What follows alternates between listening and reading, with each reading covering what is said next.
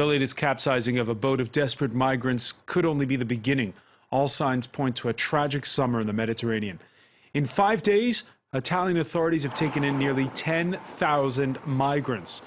And the more than 400 feared dead in the latest disaster won't deter Erytreans, Syrians, and others ready to risk their lives to flee to Europe. Europe, where the talks about how to keep them out. The conservative-led French Senate calling to suspend passage of a bill to fast-track asylum requests, saying it should be part of a broader debate on immigration. France, like most of its neighbors, which lets in a fraction of the refugees taken in by the likes of, say, Turkey, Lebanon, and Jordan. The majority leader in Germany's parliament this Wednesday says his country has room for many more asylum seekers. But how does that fly in just one nation among many, where the anti-immigrant far right is on the rise? Today in the France 24 debate, we're looking at what's becoming Europe's boat people, and with us, immigration researcher Mathieu Tardis of the French International Relations Institute, IFRI. Welcome back to the show, sir. Thank you. We're also with Laura Slimani of the youth wing of the French Socialist Party. Nice to see you. And Syrian refugee Bashar Youssef. Thank you for joining us. We'll talk about your story in a little bit. The France 24 debate, where you can always join the conversation on Facebook and Twitter, our hashtag F24debate. As those migrants continue to pour into Sicily, Amnesty International accusing the EU of putting lives at risk with its decision last year to scrap the Mare Nostrum rescue operation and to replace it by the Triton Maritime Policing Plan. Olivia Salazar-Winspear has the story. The youngest survivor of the latest wave of shipwrecks in the Mediterranean. This newborn baby was brought to shore in Palermo, Sicily, after it was rescued from a vessel filled with migrants hoping to reach Europe. According to the survivors, over 3/4 of those who boarded the boat in Libya perished at sea. The Italian Coast Guard undertook 12 rescue operations on Tuesday alone, saving over 1,500 people.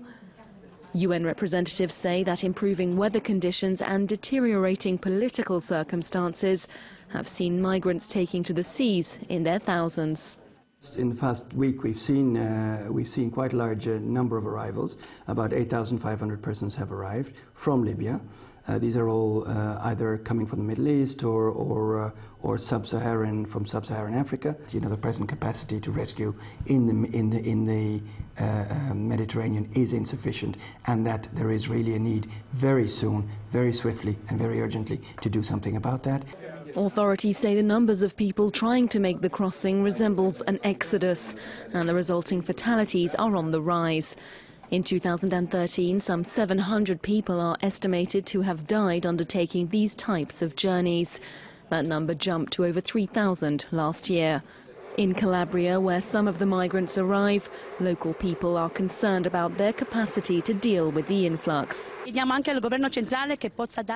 asking the central government to give us a hand here with these clandestine boats, because this isn't about being racist, it's about the fact that we don't have the centres, we don't have the resources, we just don't have the means.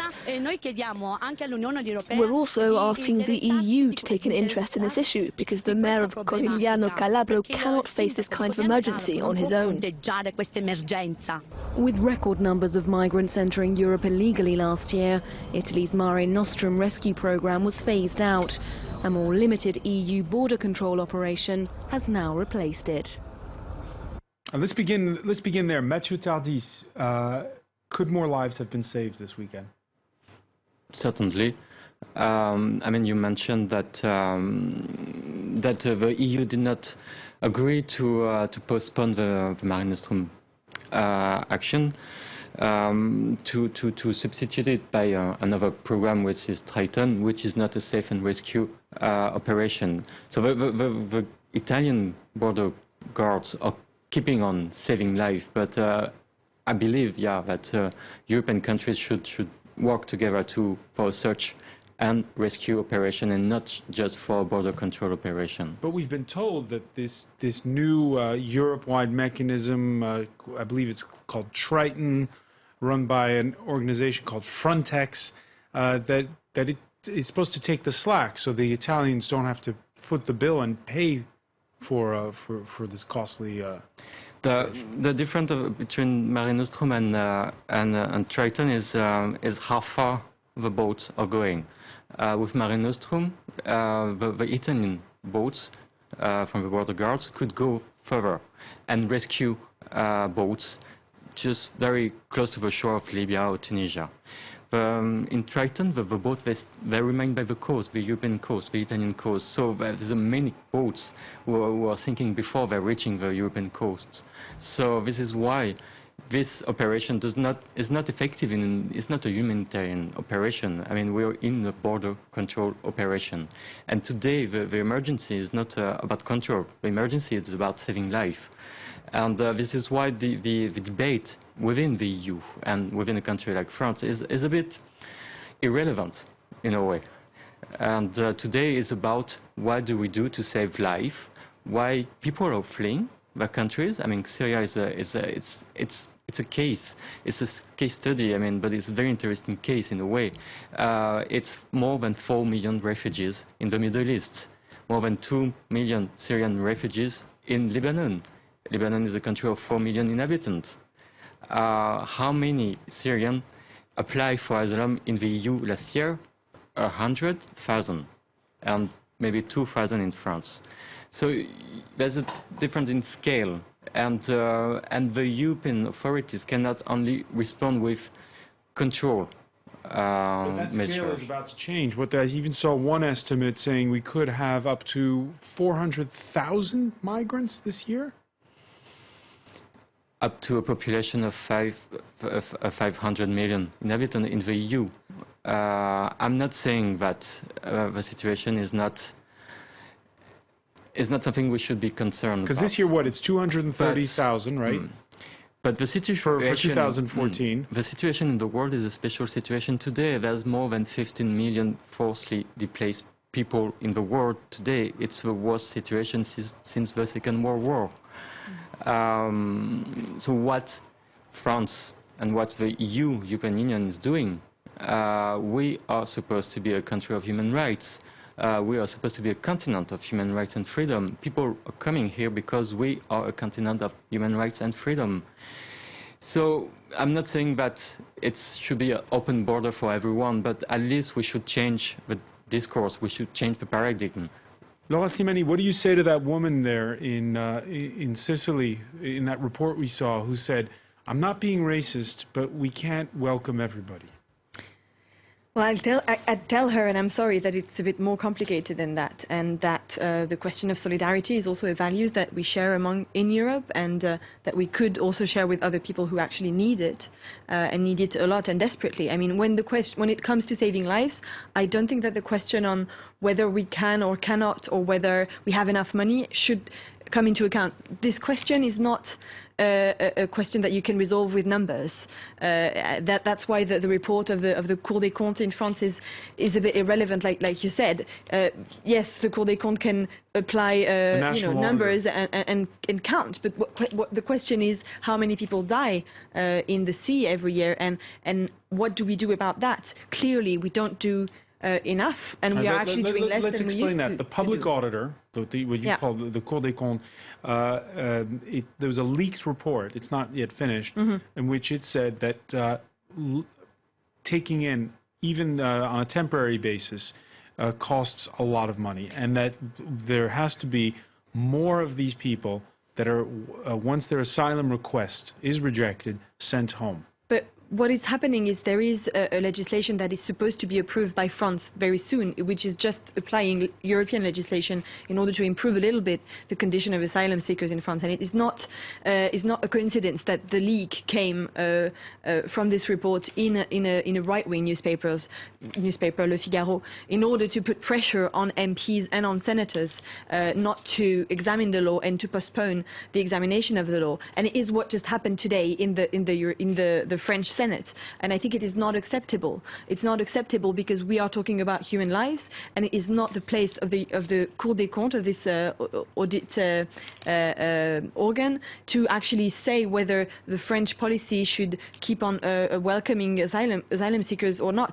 And actually, France welcomes much less asylum seekers than many other countries in Europe, like Germany or Sweden.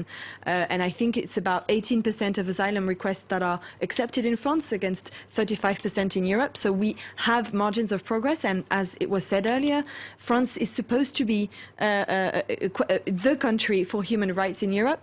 So where do we stand on that when we have a left-wing government? I mean, I think it is also our duty to stand up for these values. And actually, that's what we're doing at the moment with the Young Socialists. We're campaigning on immigration to explain to people that no, immigration is not a problem and that we need to change the paradigm. Because if we don't, then we are never going to be able to implement positive legislation on this issue, because the right and the far right will always be stronger with the discourse and the speech of fear that they're trying to impose on people in France and Europe. Okay, you say you're campaigning on it, but it's not a winning argument politically necessarily. We see that the French government continues to send people home, and that this legislation has been painstakingly slow in coming. The current prime minister, himself a former interior minister, and fancies himself a law and order man in the vein of former President Nicolas Sarkozy, who likes to show himself to be tough on immigration. He does, and I mean, we've always, as Young Socialists, we've always opposed this vision of immigration. On the other hand, you also have to notice that there has been more, and we're not on the asylum topic here, but more on the foreign and immigration one. But we have done more, given more official papers to immigrants in France, and we have also given more of the French nationality than we used to, because Nicolas Sarkozy had gone a lot back on that topic. But obviously, we keep sending people, as many people back home as we used to, and that is a problem. But it's also why 2 years ago, when there was the Leonarda case with the Young Socialists, we decided to work on these issues, to make propositions and to try and push for these legislations. Obviously, we have the way that we have, but I think it is important that the people who want a left-wing migration policy also come together and try to put the pressure on the government, because the government is also subjected to a lot of pressure by the right, the far right, and conservative forces in France as well. All right, and we invited representatives of Nicolas Sarkozy's party to join the conversation. They didn't do so today. We regret it. Next time, maybe. Mathieu Tardis, what do public opinion surveys say in France and in Europe on this? They are more and more restrictive on, and less open to migrants. That's for sure. I mean, we don't even need opinion polls to assess that.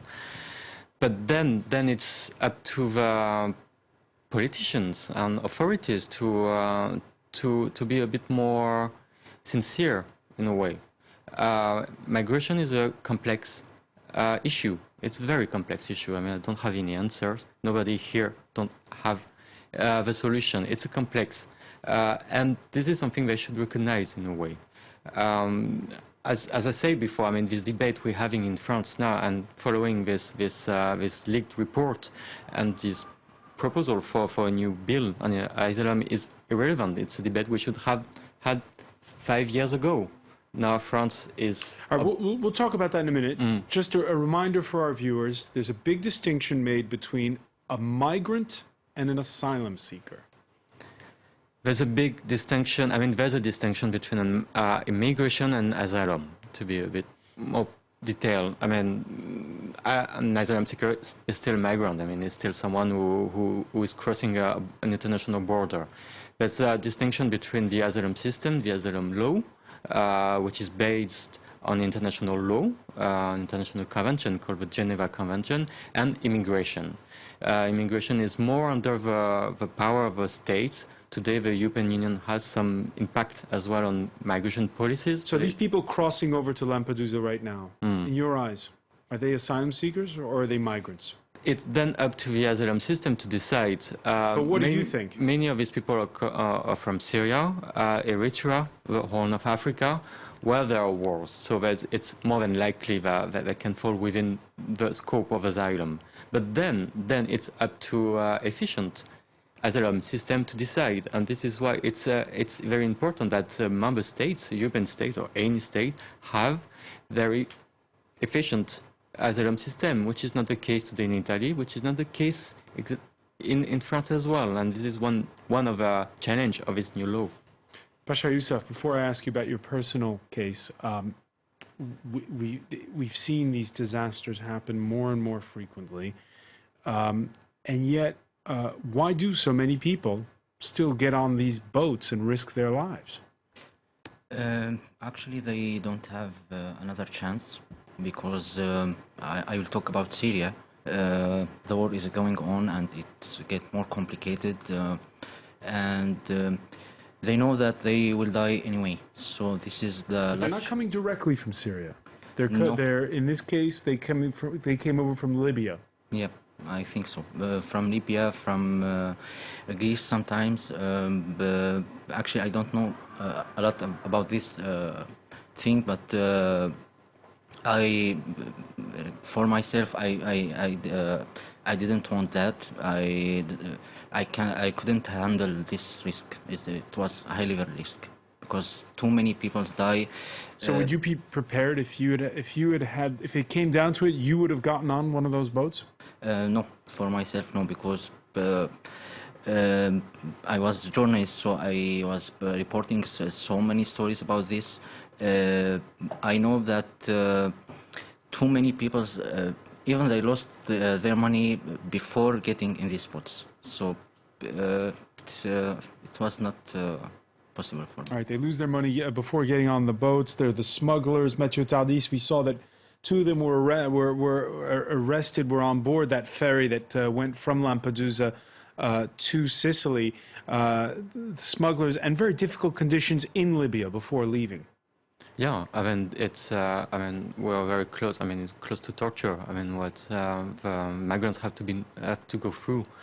And that's a problem, but at the same time, I mean, we have to tackle the traffickers. We have to have more action against traffickers, but it's not going to solve the migration issue at the same time.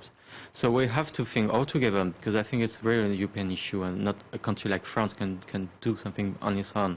But we have to address the issue of legal avenues, legal channels to Europe for people in needs of protection, of international protection. So we have to review the visa policy.